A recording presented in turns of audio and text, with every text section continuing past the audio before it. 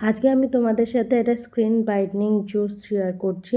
প্রথমে আমি একটা আপেল আর একটা বিটরুট নিয়েছি, আর সঙ্গে হচ্ছে আমলকি আর অল্প আদা।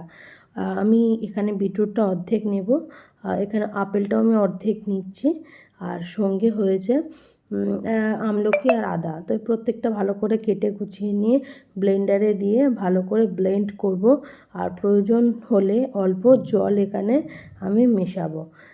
যেহেতু এই কদিন শীত ছিল, তার জন্য আমি এই জুসটা খাইনি এই প্রেগনেন্সিতে।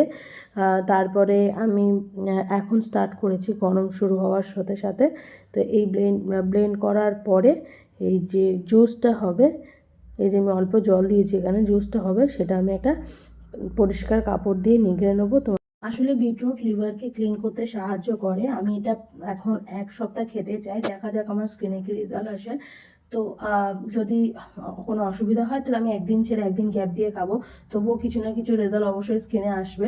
তো দেখা যাক, যেটা খাওয়া হয় সেটা তো স্কিনে অবশ্যই প্রকাশ পায়। সেটা জাঙ্ক ফুড খেলেও পিম্পল বেরিয়ে যাবে, আর এমন ভালো কিছু খেলেও সেটাও গ্লো আসবে।